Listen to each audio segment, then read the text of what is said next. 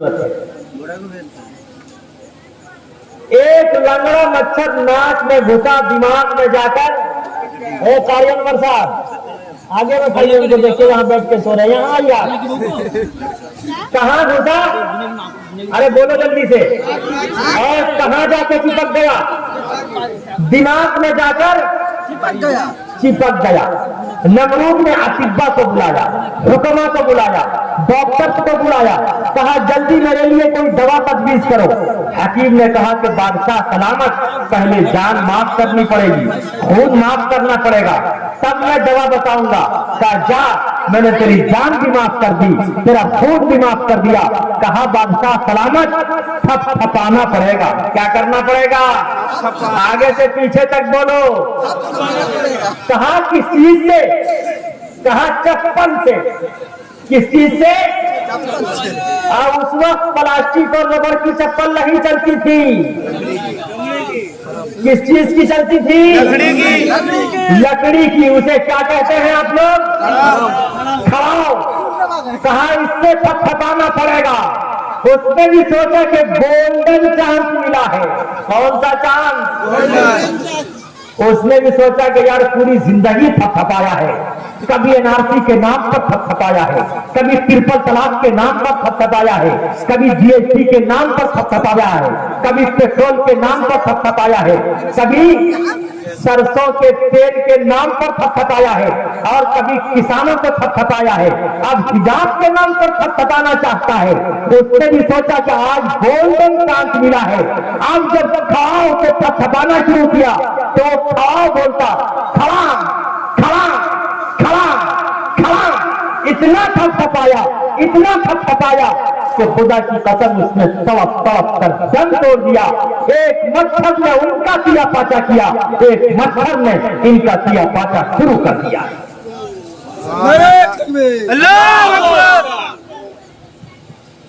फिरौन हामान ने अपना सिक्का खूब जमाया था। फिरौन हामान ने अपना सिक्का खूब जमाया था। रुस्तम और सोहराब ने अपना दमखम खूब दिखाया था। रुस्तम और सोहराब ने अपना दमखम खूब दिखाया था। बनवाई शादाबिन जन्नत फिर भी देख न पाया था। बनवाई शादाबिन जन्नत फिर भी देख न पाया था। आज कहाँ सुल्तानी है, आज कहाँ सुल्तानी है, उनकी सिर्फ कहानी है। पूरब पश्चिम उत्तर दक्षिण का खुशकी का पानी है। सिर्फ खुदा की जात रहेगी, सारी दुनिया पानी है, सारी दुनिया पानी है। ऐ मुसलमानों, आज जरूरत है कि हम सब का ईमान और यकीन अल्लाह की जात पर हो, कि हम कुरान के बगैर जिंदा नहीं रहेंगे, हम अजान के बगैर जिंदा नहीं रहेंगे, हम मस्जिद के बगैर जिंदा नहीं रहेंगे, हम मदारिस के बगैर जिंदा नहीं रहेंगे, हम उलमा के बगैर जिंदा नहीं रहेंगे, हम बीवी बाल बच्चों के बगैर जिंदा नहीं रहेंगे, हम हिंदुस्तान की गंगा जमनी तहजीब के बगैर जिंदा नहीं रहेंगे। और हिंदुस्तान का मूल मंत्र भी है हिंदू मुस्लिम सिख ईसाई आपस में सब भाई भाई। इसलिए हम सब हिंदू मुस्लिम भाई आपस में प्यार और मोहब्बत के बगैर भी जिंदा। और याद रखो मुसलमानों, आग कभी आग से नहीं बुझती। आग हमेशा किससे बुझती है? पानी से, वाटर से। नफरत कभी नफरत से खत्म नहीं होगी। नफरत हमेशा किससे खत्म होगी? आगे से पीछे बोलो। भेदभाव हमेशा किससे खत्म होगा? प्रेम से, प्यार से। जिस तरह आग कभी आग से खत्म नहीं होगी, पानी कभी पानी से खत्म नहीं होगा। आग हमेशा पानी से बुझेगा, नफरत हमेशा मोहब्बत से खत्म होगी, भेदभाव हमेशा मोहब्बत और प्रेम से खत्म होगा। आज ये वादा करें इंशाअल्लाह हम हिंदुस्तान की गंगा जमनी तहजीब को अपने प्रेम से एक दूसरे के सम्मान से इंशाअल्लाह बचाएंगे इंशाअल्लाह। दोनों हाथ उठाकर वादा कीजिए, अल्लाह सबके जज्बे को, आप सबकी मोहब्बत को कबूल फरमावे। लेकिन हम सबके ईमान में कभी कोई तजल्जुल नहीं आना चाहिए, हम सबके कुरान पर कोई तजल्जुल नहीं आना चाहिए। हमारा ईमान अल्लाह की जात पर है और हम सब काली कमली वाले मुस्तफा मोहम्मद रसूलुल्लाह सल्लल्लाहु अलैहि वसल्लम के आइडियल को अपनाने वाले हैं। और बहुत ध्यान से सुनने की जरूरत है। मैं आखिरी बात आपको बता रहा हूं, इंशाअल्लाह आपका ईमान ताजा हो जाएगा। पहले लॉकडाउन से पहले, फर्स्ट लॉकडाउन से पहले आसाम में मेरा प्रोग्राम था। जब मैं इस पीठ से फारिग हुआ तो कुछ भेदभाव करने वालों ने, कुछ हिंदू भाई ने, कुछ क्रिश्चियन भाई मेरे पास आए। ये पंखा बंद कर दीजिए, तो ये फैन बंद कर दीजिए। हाँ उधर घूम। तो बहुत ध्यान पूर्वक से सुनने की जरूरत है। आप सबका ईमान इंशाअल्लाह ताजा हो जाएगा। सुनने के लिए तैयार हैं? दोनों हाथ उठा के बताइए। वाह माशाअल्लाह। तो फर्स्ट लॉकडाउन से पहले आसाम में मेरा प्रोग्राम था। जब मैं इस चीज से फारिग हुआ तो कुछ हिंदू भाई और क्रिश्चियन भाई मेरे करीब आए, आकर कहने लगे कि गुरुजी आपकी सारी बातें मुझे बहुत अच्छी लगी, लेकिन एक बात आपकी मुझे पसंद नहीं आई, मैं उसे स्वीकार नहीं करता। मैंने कहा नो प्रॉब्लम, नो टेंशन, कोई टेंशन नहीं है, कोई दिक्कत नहीं है, लेकिन वो कौन सी बात है आप बताएं। उसने कहा कि आपने कहा ओनली प्रोफेट मोहम्मद रसूलुल्लाह की सीरत, सिर्फ काली कमली वाले मुस्तफा सल्लल्लाहु अलैहि वसल्लम की सीरत सारी इंसानियत के लिए आइडियल और नमूना है, मैं इसे स्वीकार नहीं करता। उसने कहा कि क्या ईसा यसूह की सीरत सारी इंसानियत के लिए आइडियल और नमूना नहीं है? ईसा यसूह समझते हैं? ईसा मसीह, ईसा अलैहिस्सलाम। उसने कहा क्या ईसा अलैहिस्सलाम की सीरत सारी इंसानियत के लिए आइडियल और नमूना नहीं है? मैंने कहा अगर है तो आप ये बताइए कि ईसा अलैहिस्सलाम ने निकाह कैसे किया, शादी कैसे की, विवाह कैसे किया, अपने पुत्र और पुत्रियों को शिक्षा और ज्ञान कैसे प्राप्त करवाया? उसने कहा ईसा अलैहिस्सलाम ने निकाह तो नहीं किया, और जब निकाह नहीं किया तो औलाद कहां से आएगी? मैंने कहा सुनो, 33 वर्ष की उम्र में ईसा अलैहिस्सलाम को धरती से आकाश पर उठा लिया गया। कहां? जमीन से आसमान पर उठा लिया गया। फिर इमाम मेहदी के जमाने में बैतुल मक़दिस की मीनार पर ईसा अलैहिस्सलाम का दोबारा नुज़ूल होगा और ईसा अलैहिस्सलाम उलमाए देवबंद की तलवार से दज्जाल को कत्ल करेंगे और ईसा अलैहिस्सलाम के उस वक्त 2 निकाह होंगे। कितने निकाह होंगे? कारी साहब कितने निकाह होंगे? 2 निकाह होंगे। उनका निकाह पढ़ाने वाला काजी उम्मते मुहम्मदिया का काजी होगा।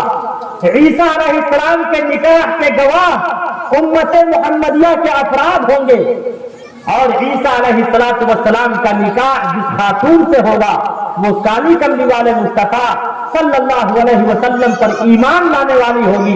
तो मैंने कहा खुद ईसा अलैहिस्सलाम की जिंदगी उस वक्त तक कामिल व अकमल नहीं होगी जब तक कि वो आप अलैहिस्सलाम के आइडियल को ना अपना ले।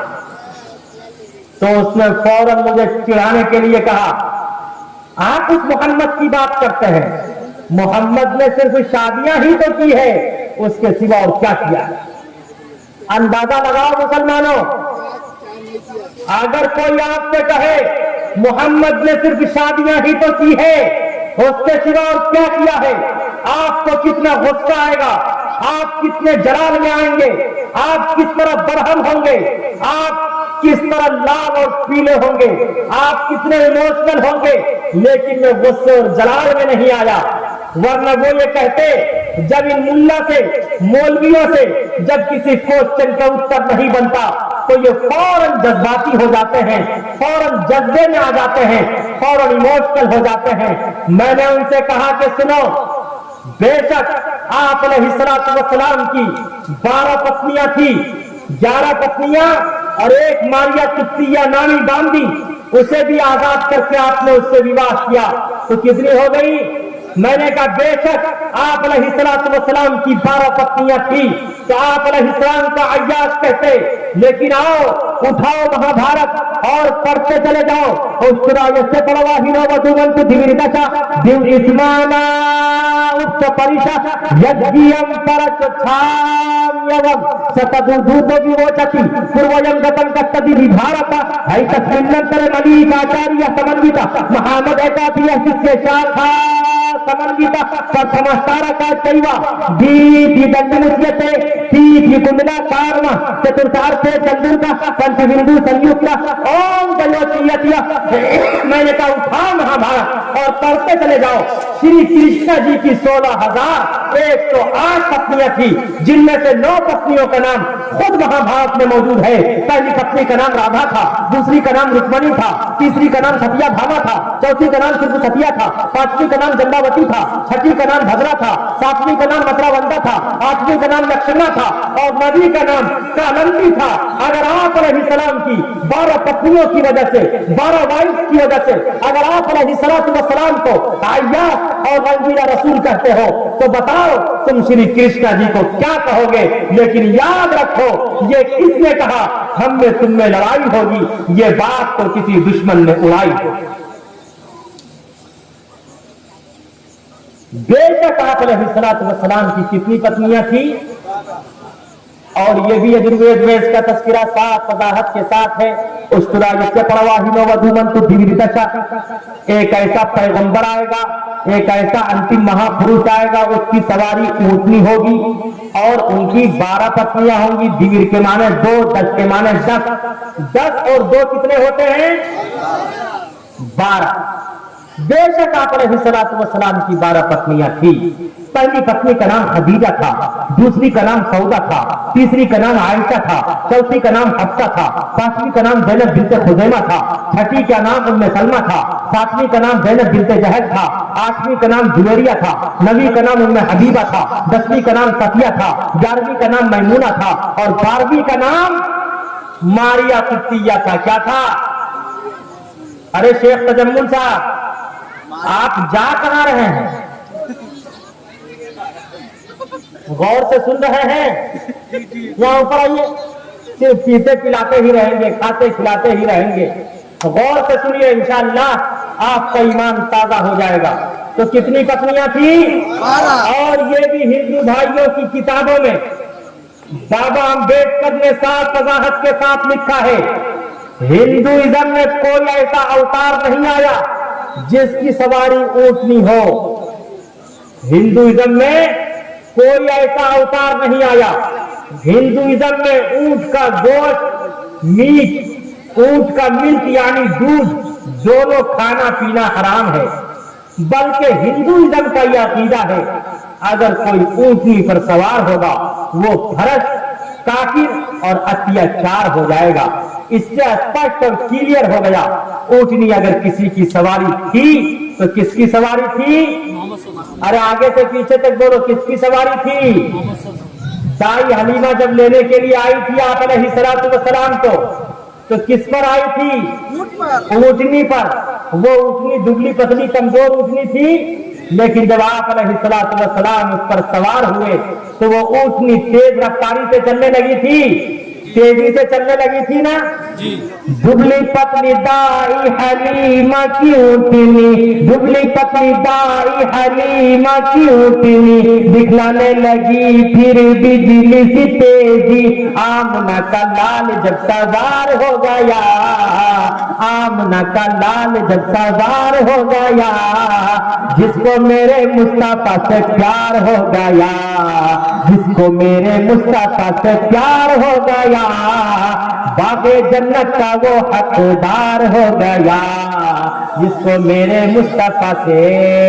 जी भाई मैं जवान आदमी हूँ, मुझे आप ईशा के बाद बैठा दीजिए, फजर की नमाज पढ़वा दीजिए, बस आपकी दुआएं चाहिए, पानी की जरूरत नहीं है, इसलिए कि मैं तो खुद पानी का भी पानी उतारने वाला।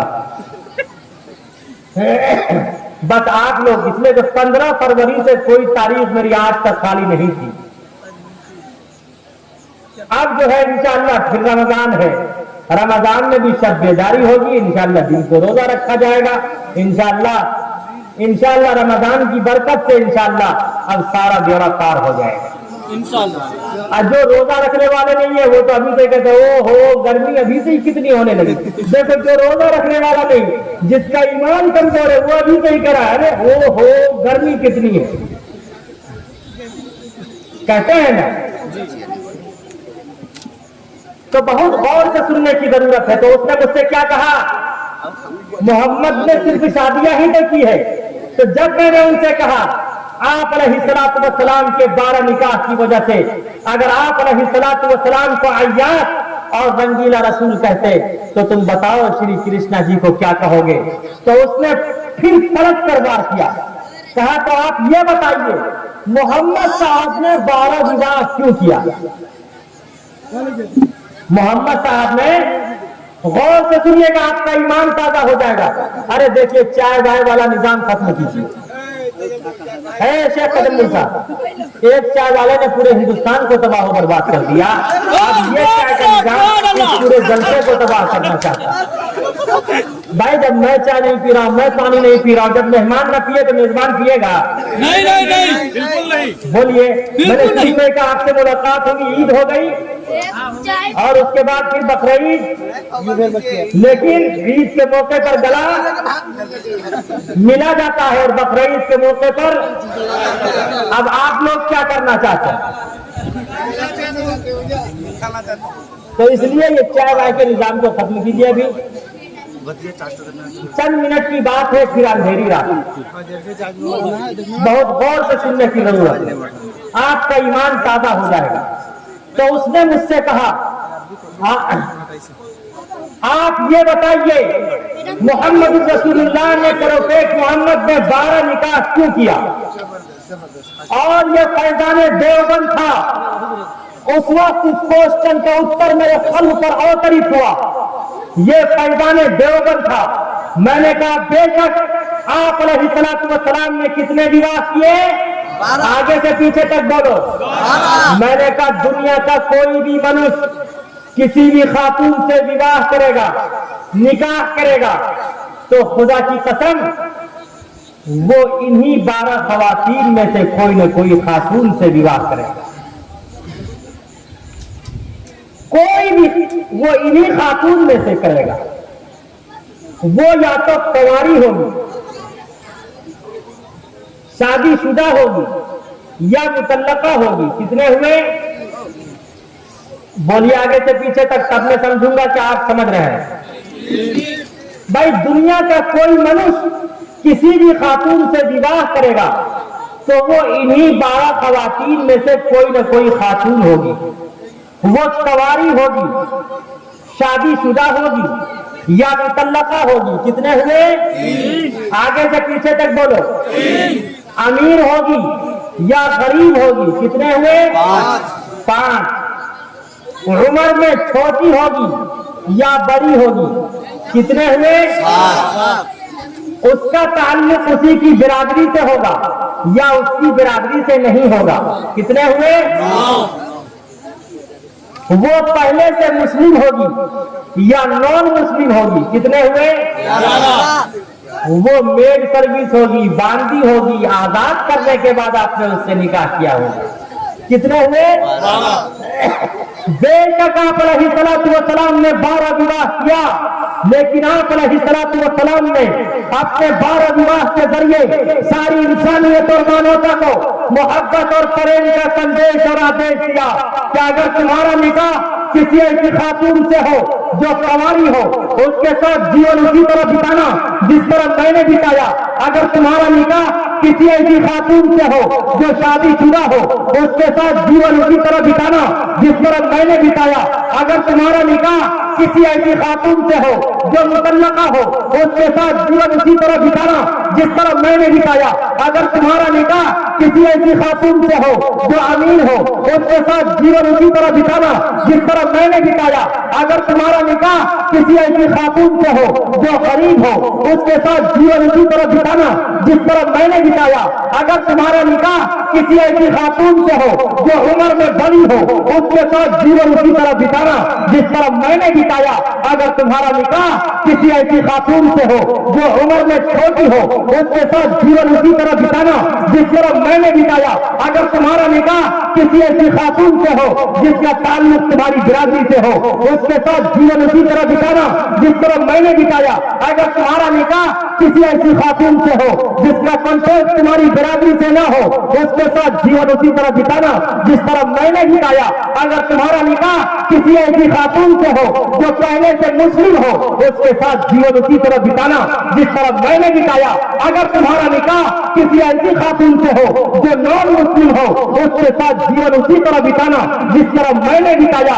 अगर तुम्हारा निकाह किसी ऐसी खातून से हो जो मेड सर्विस हो, बांदी हो, आजाद करने के बाद तुमने उससे निकाह किया, तो उसके साथ जीवन उसी तरह बिताना जिस तरह मैं मोहम्मद रसूलुल्लाह मारिया किस्तिया को आजाद करके उसके साथ निकाह करके जीवन बिताया हूं। गोया आप अलैहिस्सलाम ने अपने 12 निकाह के जरिए, अपने 12 विवाह के जरिए, अपनी 12 शादियों के जरिए आप अलैहिस्सलाम ने सारी इंसानियत को, सारे संसार को मोहब्बत और प्रेम का संदेश दिया कि अगर तुम्हारा क्या अपनी माता का भी सम्मान करना, अपनी वाइफ का भी सम्मान करना, इसलिए कि माँ दुनिया में लाई है, बीवी तमाम रिश्तेदारों को छोड़कर आपके जीवन में आई है। आप अलैहिस्सलाम ने फरमाया जो माँ का सम्मान करेगा, माँ के कदमों के नीचे जन्नत है। जो बीवी का सम्मान करेगा, कल क़यामत के दिन अल्लाह उसके लिए जन्नत के 8 दरवाजे खोल देंगे। सुभान अल्लाह, सुभान अल्लाह। लेकिन आज हमारा हाल यह है, अपना बच्चा रोए तो दिल में दर्द होता, दूसरे का रोए तो सर में दर्द होता।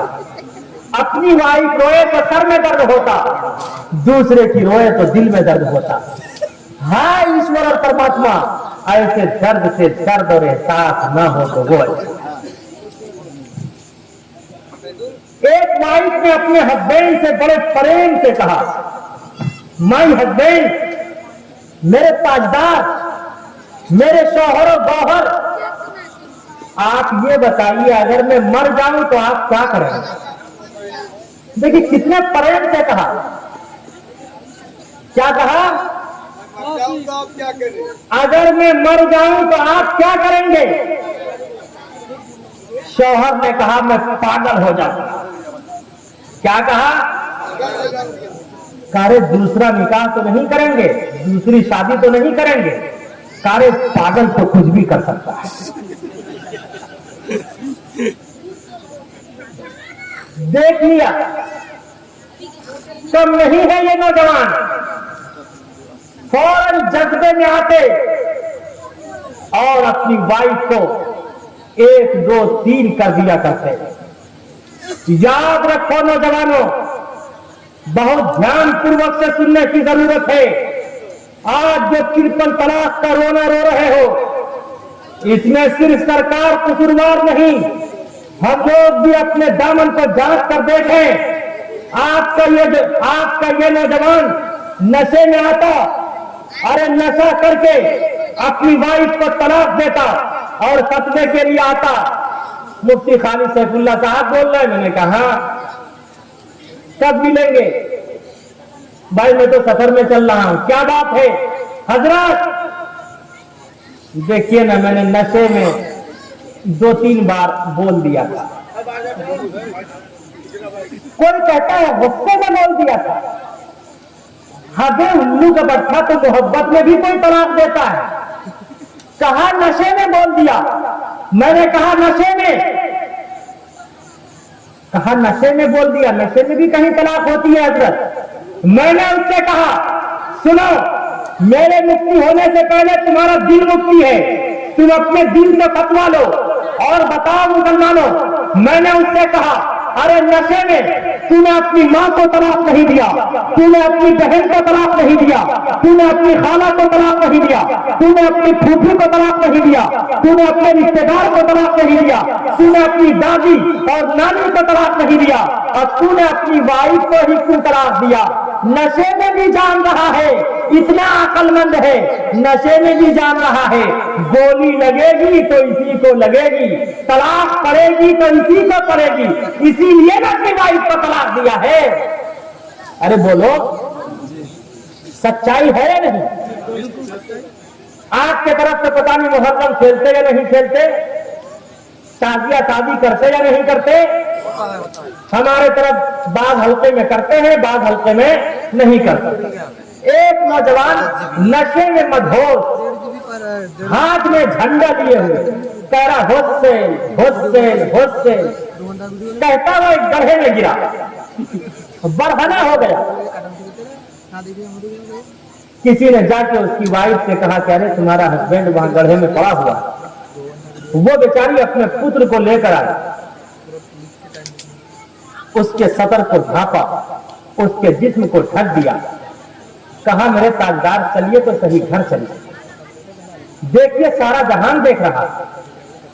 वो कह रहा गेट आउट, भागो यहां से। क्या कह रहा है नशे में, लेकिन अंग्रेजी बोल रहा है। हाय रे खान, इतना बड़ा पैठान। क्या कह रहा है? कहा देखिए अपने देख रहे हैं, पराये देख रहे हैं, छोटा देख रहा है, बड़ा देख रहा है, मर्द देख रहा है, औरत देख रही है, चलिए घर चलिए। बाजू पकड़ के उठाना चाहा, जब उठाया तो कहा मैंने तुमसे कहा ना गेट आउट, भागो यहां से वरना मैं तुझे तलाक दे दूंगा। कहा मेरे शोहरो बोहर, मेरे हस्बैंड, आप बोल क्या रहे हैं और कर क्या रहे हैं, चलिए घर करिए। कहा जा, मैंने तुझे तीनों तलाक दे दिया। अरे आज खाने में नमक तेज होने की वजह से, मिर्च तेज होने की वजह से बात बात पर अपनी बीवी को तलाक की धमकी देते। जब शीशा टूटता है शीशा नहीं जुड़ता, और खुदा की कसम बीवी का दिल टूटता है जब शौहर तलाक देता है, तलाक की धमकी देता है, बीवी का दिल भी टूट जाया करता। याद रखो नौजवानों, काली कमली वाले मुस्तफा सल्लल्लाहु अलैहि वसल्लम ने इरशाद फरमाया, अरे इस तलाक का नाम सुनकर अल्लाह का अर्श कांप जाता है, अर्श इलाही कांप जाता है। अरे वो हस्बैंड अपनी वाइफ को बार बार तलाक की धमकी दे रहा है, तेरा दिल नहीं कांप रहा है, उसका दिल कितना कांप रहा होगा। याद रखो, अल्लाह ने आपको तलाक का अधिकार दिया, बेशक दिया, अल्लाह ने औरत को नहीं दिया।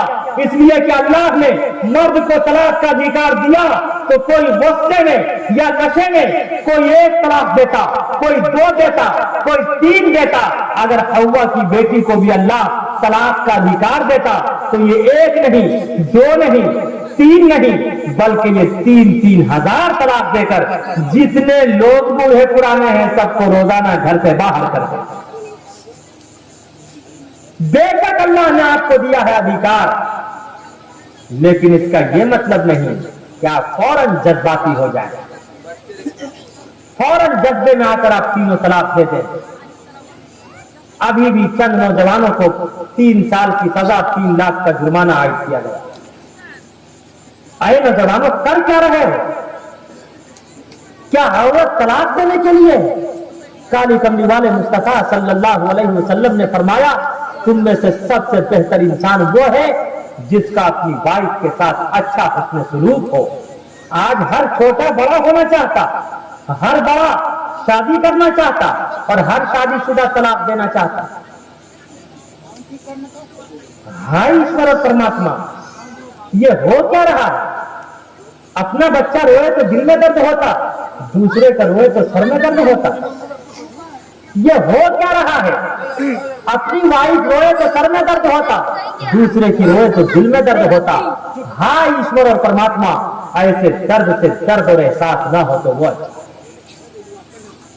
और मैं अपनी माँ बहनों से भी कहूंगा, हमारी माएं बहनें भी कम नहीं है।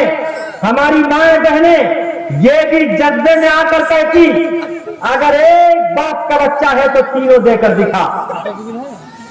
जबकि शादी से पहले ये कितने किलो की होती है? 25-30 किलो की। शादी से पहले 25-30 किलो की होती है। बेचारा शौहर शादी करके लाता है, ये खा खा कर 70-80 किलो की हो जाती है, 1-1 कुंटल की हो जाती है। और जिंदगी में कभी भी किसी दुख और परेशानी का सामना करना पड़ता तो ये कहती, हाँ अल्लाह, मैंने अपने शौहर की जिंदगी में दुख के सिवा कभी सुख देखा ही नहीं। और बाज़े ख़वातीन, बाज़ हवा की बेटी इस तरह बेगैरत होती, वो अपने देवर पर फरेश्ता होती, अपने बहनोई पर फरेश्ता होती, अरे किसी को अपना बुरा फ्रेंड बनाती और अपने शौहर से तलाक का मुतालबा करती। याद रखो मेरी माँ बहनों, काली कमली वाले मुस्तफा सल्लल्लाहु अलैहि वसल्लम ने इरशाद फरमाया, जो बीवी अपने शौहर से तलाक का मुतालबा करेगी, जन्नत तो दूर की बात, उसे कभी जन्नत की खुशबू भी ना मिलेगी। इसलिए आज ही ये तहैया करो कि हम अपने शौहर से तलाक का मुतालबा नहीं करेंगे। हमारी माँ बहनें भी अगर चाहेंगी तो वो तलाक के वाक़यात को कम कर सकती हैं। और ये जो हमारे जिम्मेदार हजरात हैं, ये भी चाहेंगे तो ये भी तलाक के वाक़यात कम कर सकते हैं। ये आते हैं और शिकायत करते हैं, हजरात देखिए ना, मैंने कहाँ बहू कर लिया, मेरी बहू बहुत टेढ़ी है। आज का ये नौजवान कहता, मेरी वाइफ फौरन जज्बे में आ जाती। अरे नौजवानों, याद रखो, जज्बे में आना अल्लाह की तरफ से अता करदा नेमत है। ये औरत के लिए emotional woman is blessing from Allah. Emotional में आना, औरत का गुस्से में आना अल्लाह की तरफ से अता करदा नेमत है। अगर ये औरत गुस्से में ना आए तो खुदा की कसम शादी के बाद अपने शौहर के साथ ना जाए। अगर ये औरत गुस्से में ना आए, जज्बे में ना आए, तो खुदा की कसम अपने माता पिता को छोड़कर अपने शौहर के साथ ना जाए। अगर ये औरत जज्बे में ना आए तो शादी के बाद अपने भाई, अपनी बहन, अपने रिश्तेदारों को छोड़कर अपने शौहर के साथ न जाए। अगर ये औरत जज्बे में ना आए तो हम और आप अपने पेट पर 5 किलो का पत्थर 24 घंटा बर्दाश्त नहीं कर सकते। लेकिन एक औरत है, ये खुदा की कसम 9 माह तक अपने पेट पर बच्चे का वजन बर्दाश्त करती है, अपने पेट में बच्चे का वजन ढोती है। खुदा की कसम उसके बावजूद कभी शिकवा नहीं करती। अगर ये औरत जज्बे में ना आए, खुदा की कसम अपने बच्चे को अपने सीने का दूध न पिला पाए।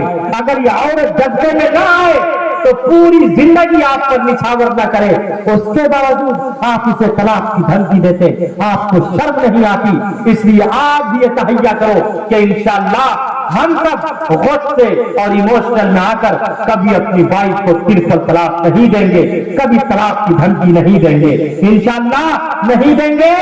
और मेरे जुमले को याद रखें, हर मर्द, हर औरत, हर खातून, हर वाइफ, हर हस्बैंड आज मेरे जुमले को याद रखें। इंशाअल्लाह याद रखेंगे, इंशाअल्लाह अपने सीने में सजाएंगे। आए नौजवानों, याद रखो, गुस्सा में आना मर्द होने की अलामत है, गुस्से को पीना शौहर होने की अलामत है। गुस्सा ना आना नामर्दी की अलामत है, फालतू में गुस्सा आना कमजोरी की अलामत है। और गुस्से के वक्त बीवी का खामोश रहना पाकीज़ा उल्फत व मोहब्बत की अलामत है। कौन कौन गुस्से पर कंट्रोल करेंगे बताइए, आगे से पीछे तक इंशाअल्लाह सब करेंगे गुस्से पर कंट्रोल। नशा पिला के गिराना तो सबको आता है, नशा पिला के गिराना तो सबको आता है। मजा तो तब है के, मजा तो तब है के, मजा तो तब है के गिरते को रोक ले। साकी मजा तो तब है के गिरते को रोक ले साकी।